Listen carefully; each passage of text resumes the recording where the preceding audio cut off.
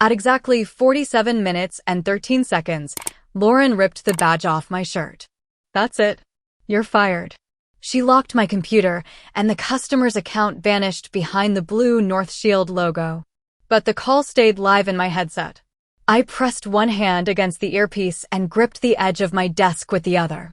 Evelyn, don't move, I said. I'm still here. Lauren pointed toward the far end of the aisle. Take off the headset. The police are here. 2 officers had just entered the overnight call center. Lauren hurried toward them, saying I had been fired, that I refused to leave, and that I was still tying up a company line. She didn't get to finish. A man's voice came through my headset. He wasn't shouting. Somehow, that made it worse. Old lady, tell him to end the call. Now. The lead officer stopped. He didn't ask Lauren for an explanation. He walked straight to my desk, picked up the spare headset hanging from the divider, and listened. A few seconds later, he raised one hand and silenced the entire room. Ma'am, step away from his desk, he told Lauren. This is an active home invasion. 47 minutes earlier, it had sounded like nothing more than a cancellation call. My name is Marcus Reed. At the time, I worked the overnight shift for North Shield, a national home security company. It was a little after 11. 26 calls were already waiting. Most of the office lights had been shut off, leaving only a few rows of cold fluorescent panels above us. The screen on my right tracked the queue. The one on my left tracked every agent's average call time. My phone lit up beside the keyboard. It was a payment reminder from my mother's rehabilitation center. Her second round of stroke therapy was supposed to begin the following week. If I missed the deadline, she would lose her place. I turned the phone face down without opening the message and accepted the next call. North Shield Overnight Support. This is Marcus. Who am I speaking with? There was a 2-second pause on the other end. Then an older woman said, Evelyn. Her voice was barely above a whisper, like she was trying not to let someone in the next room hear her. I pulled up the account. Evelyn Harper, 82 years old. Living alone. A North Shield customer for 17 years.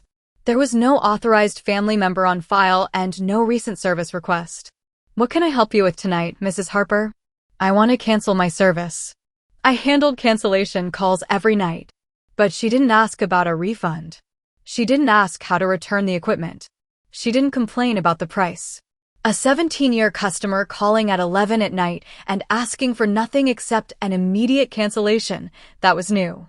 I followed the normal verification process and asked for her name, address, and security PIN. Evelyn read out a string of numbers. The system accepted it. Then a tiny gray flag flashed in the corner of her account, DP17. Less than a second later, the new interface covered it. My hand stopped on the mouse. I had seen that code once during training, before North Shield replaced its old software. Certain long-term customers had been given a duress PIN. If they were being watched and couldn't ask for help, they could enter that number during verification. The old system would silently route the call to a security response team. The response team had since been merged into another department. The code had disappeared from our training manual. But Evelyn's account was old enough that her duress PIN still worked. All right, I said. Before I cancel anything, I need to run a quick equipment check. It should only take a few minutes. I heard fabric move against the phone. Then someone farther away muttered something I couldn't make out. Evelyn answered quickly. I don't have time for a check. The queue on my right had climbed to 31. It won't take long. You've had the system for years. I just need to confirm which devices I'm shutting down. All of them. Including the kitchen motion sensor? The line went quiet. Yes, she finally said. The one in the kitchen is there too. What about the camera in the study? This pause was longer. The other one is in the study. I didn't type that into the account. The other one could have meant another device. It could also have meant another person. I wasn't sure yet. Has the backdoor contact been giving you any false alarms? The back door is fine, she said slowly. There's nothing there. I opened the internal chat and messaged my supervisor, Lauren. Legacy account triggered DP17. Customer may be under duress. Requesting security escalation. Her answer came back in less than 30 seconds. DP17 is inactive. Follow the cancellation procedure. Do not escalate on your own. I was still staring at that message when something tapped against a hard surface on Evelyn's end. It sounded like a glass being set down. Then I heard a man. How much longer? Evelyn didn't answer him. She spoke into the phone instead. Young man, please hurry. I closed the cancellation screen. Then I opened the emergency text function on the company phone and entered the address from her account. 82-year-old woman living alone. Possible home invasion. Legacy duress pin triggered. Call remains connected. One possible suspect in the kitchen, another possibly in the study. Number of suspects not confirmed. Backdoor may be clear. The send button was right under my thumb. My mother's therapy reminder was still sitting in the notification bar.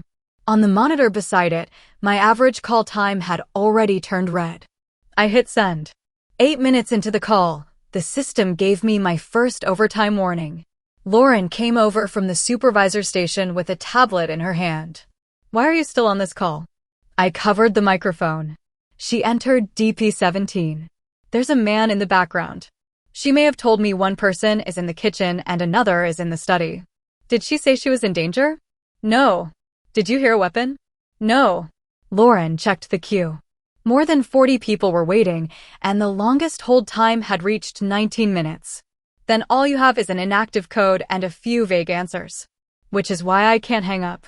She lowered her voice. There are 6 agents working tonight. While one of you stays tied up, alarms, medical button calls, and people who may actually be asking for help are sitting in that queue. If you want an escalation, give me something I can put in a report. I understood the pressure she was under. North Shield received accidental triggers, drunk callers, and forgotten passwords every night. Part of Lauren's job was keeping 6 agents from getting trapped by one false alarm. But she hadn't heard the way Evelyn said the words the other one. I uncovered the microphone. Thank you for waiting, Mrs. Harper. The system is showing different statuses for the kitchen and study devices. I need to verify them separately. Do we have to do that now? Yes, ma'am. Footsteps moved closer to her phone. Evelyn suddenly raised her voice. I already told you I don't need the system. She sounded irritated. But she had said she didn't need the system.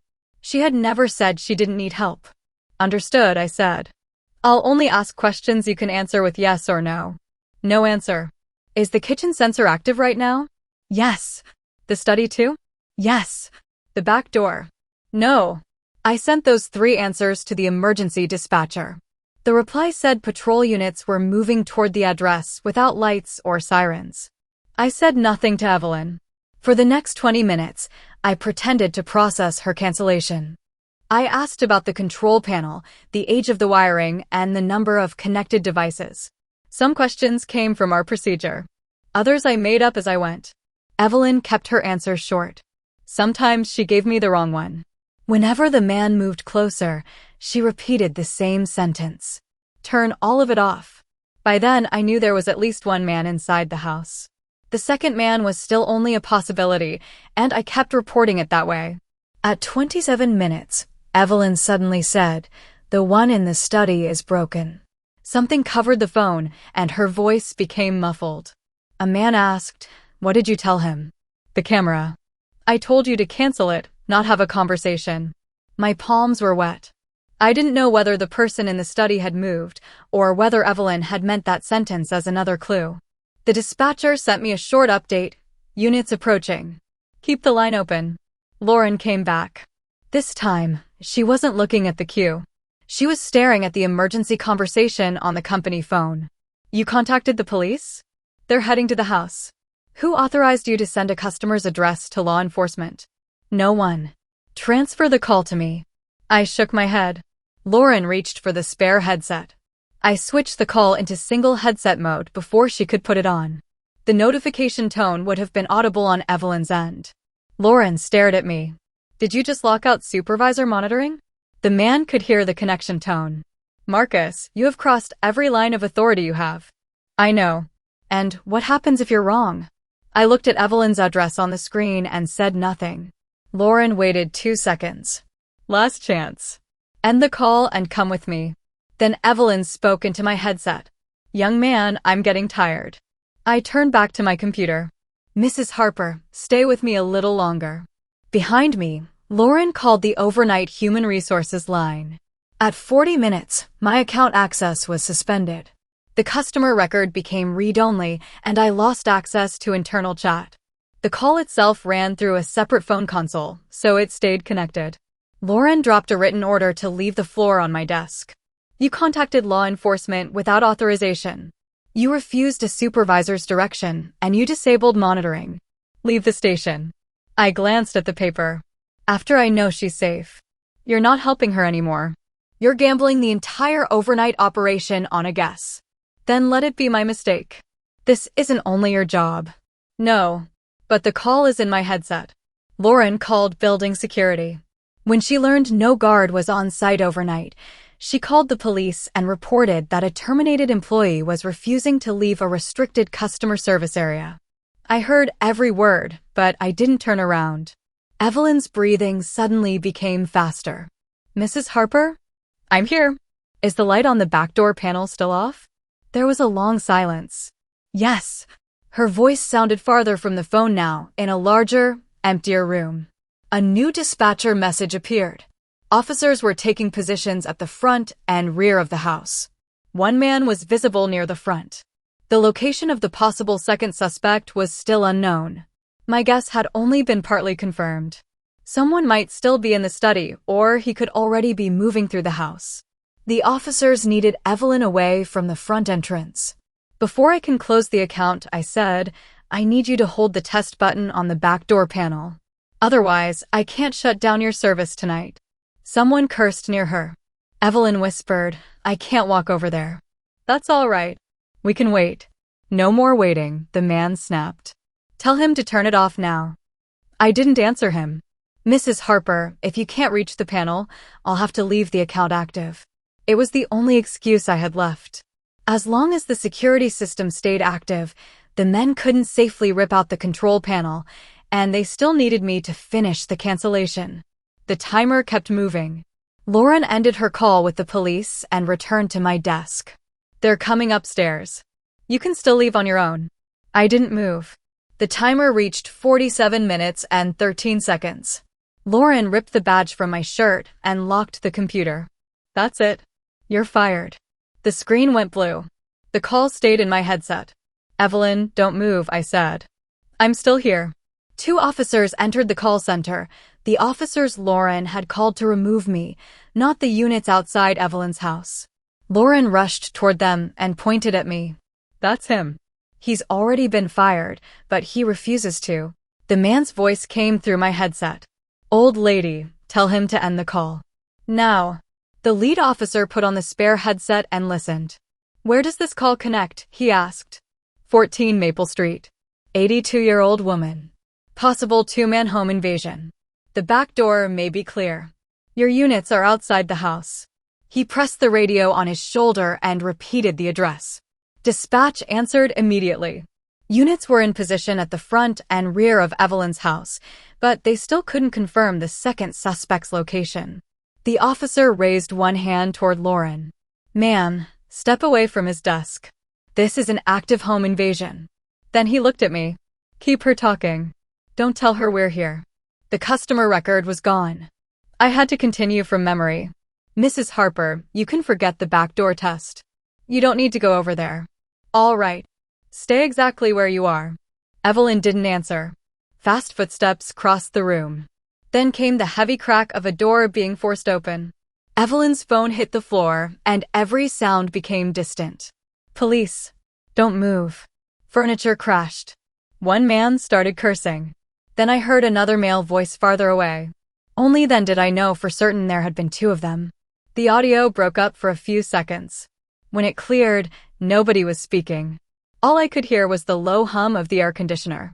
Everyone in the call center was standing. The officer's radio came alive. One suspect was in custody in the kitchen. The other had run from the study hallway toward the back door and had been taken down there. Evelyn was alive. No gunshot wounds. Marks around both wrists. I dropped back into my chair and reached for the badge on my chest before remembering it wasn't there anymore. A few minutes later, an officer at Evelyn's house picked up the phone she had dropped. North Shield, he said. Yes. Mrs. Harper is safe. Paramedics are checking her now. I closed my eyes and finally let out the breath I felt like I'd been holding for the entire call. Can I speak to her? There was a short pause. Then Evelyn's voice returned, weaker than before. Young man, I'm here. When they came through the door, I thought the call had ended. It didn't. I was listening the whole time. A paramedic said something beside her. Evelyn had time to whisper one word, "Thank you," before the line disconnected. No one in the office said a word. Lauren looked down at the badge in her hand and placed it on my desk. You still have to leave tonight, she said. I nodded, picked up my phone and the written order, and left the badge where she had put it. The next morning, North Shield suspended all of my system access. The first internal report was brutally simple. It said I had ignored a supervisor, disclosed a customer's address without authorization, and refused to leave after being terminated. What I didn't know then was that the report had gone to Lauren for her signature. She refused to sign it. Instead, she turned over the chat history, the system logs, and the full call recording. She didn't defend me, and she didn't make excuses for herself. She insisted on adding one fact. DP-17 had appeared on Evelyn's account, and North Shield's overnight operation had no one assigned to receive it. The investigation removed Lauren from her position as overnight supervisor. She kept her job, but she had to surrender her supervisor access card. She would never again have the authority to force an agent to end a call. The police later told me what had happened inside Evelyn's house. The two men had posed as electrical workers to get through her door. They knew she lived alone. They also knew she had a security system, so they forced her to call North Shield and cancel it. Officers found duct tape, zip ties, and Evelyn's bank cards in the kitchen. The drawers in her study had already been torn apart. If I had completed that cancellation like an ordinary service request, no one would have known what was happening in that house that night. The story reached the local news within days. Police publicly confirmed that a call center worker, one who had been fired while the call was still active, had kept feeding them information until they could rescue Evelyn. North Shield was suddenly answering a different question. Why did a duress code still exist on long-term customer accounts if no one on the overnight shift was responsible for responding to it? 1 week later, the board withdrew every disciplinary action against me and asked me to return. I didn't say yes immediately. I asked 2 questions. What would happen the next time DP-17 appeared on an overnight call? And would a supervisor still be able to force an agent to disconnect from a customer who might be under duress? North Shield created a 24-hour emergency response unit. Any forced disconnect on a suspected duress call would now require approval from 2 supervisors. And an agent with a reasonable belief that a customer was being controlled would have the right to keep the line open. Only then did I sign the paperwork to return. The meeting was held in the main operations hall. Members of the board, senior management, and every agent who had worked that overnight shift were sitting in front of me. The chairman stood and announced that North Shield was awarding me a $1 million hero bonus. For a second, I thought I had heard him wrong. $1 million? I asked. Before taxes, the chief financial officer said. Paid in 1 installment. Across the room, Lauren stood with the rest of the overnight staff. The supervisor card that used to hang beside her badge was gone. I looked down at the award agreement, but didn't sign it right away.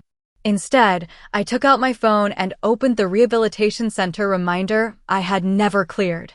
My mother's place in the second round of therapy was being held until the end of that day. I signed my name. Then I called the rehabilitation center. A month later, I was no longer handling ordinary cancellation calls. North Shield had moved me into overnight safety training.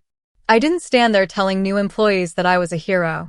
I played simulated calls and asked them to decide when a customer was answering a question and when that customer might be using the question to say something else. Halfway through one afternoon session, someone knocked softly on the open door. Lauren was standing outside.